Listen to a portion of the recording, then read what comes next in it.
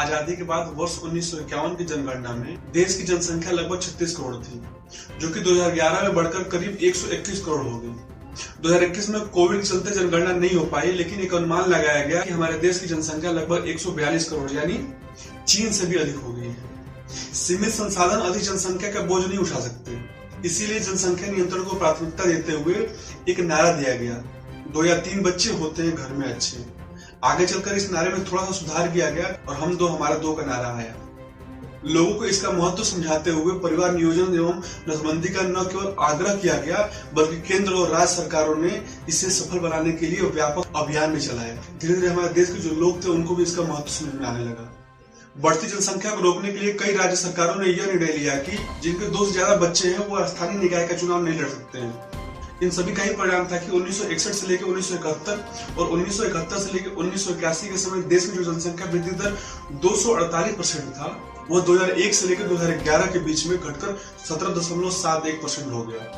1951 से लेकर 2011 के बीच जनसंख्या वृद्धि दर 235.35% था, जिसमें हिंदू जनसंख्या वृद्धि दर 218.29%, तो मुस्लिम जनसंख्या वृद्धि दर 386.37% रही।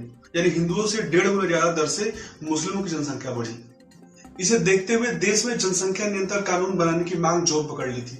उसी बीच देश में जाति जनगणना की मांग को भी उछाल दिया गया।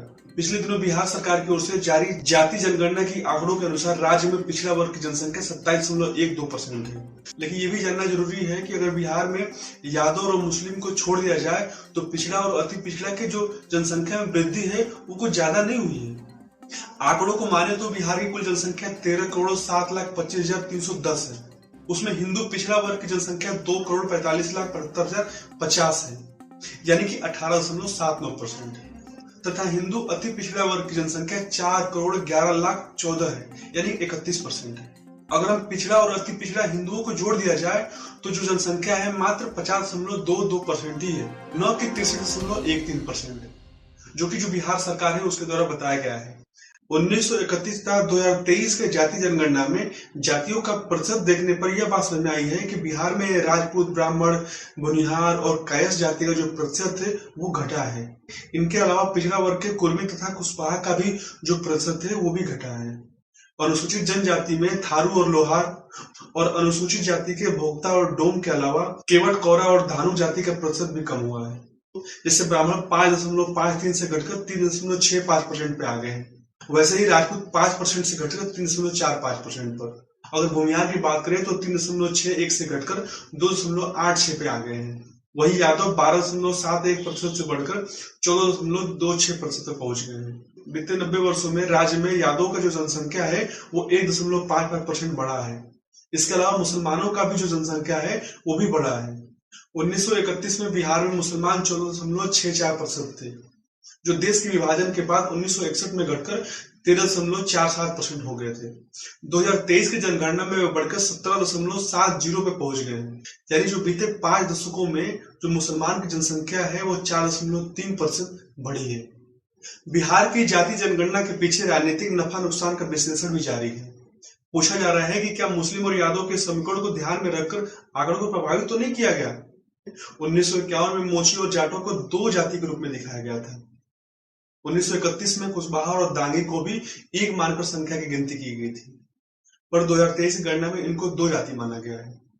सवाल यह है कि जनसंख्या के आधार पर हिस्सेदारी का नारा क्या देश की जनसंख्या नियंत्रण नीति से मेल खाता है। ध्यान रहे 1947 में देश में जो बंटवारा हुआ था वो जनसंख्या के आधार पर ही हुआ था। जिस तरफ मुस्लिम आबादी ज्यादा थी उसको भारत के हिस्से से काट दिया गया। आज भी मुस्लिम बहुल कश्मीर को भारत से काटने के लिए इस्लामी ताकतें लगी हुई है। देश के जातिवादी नेता अपने जाति की संख्या को दिखाकर ही दल या सत्ता में अपने हिस्सा की मांग रखते हैं, और यही कारण है कि बिहार की जाति जनगणना के बाद बहुत सारे ऐसे राज्य हैं वहां पर भी जाति जनगणना की मांग उठने लगी है। जिन जातियों का प्रतिशत कम होगा उनके नेता अपने लोगों के पास जाएंगे और ये बोलेंगे परिवार नियोजन कुछ नहीं होता, अपने जाति की जनसंख्या को बढ़ाइए, क्योंकि आने वाले समय में जनसंख्या के आधार पर ही आरक्षण की मांग होने वाली है।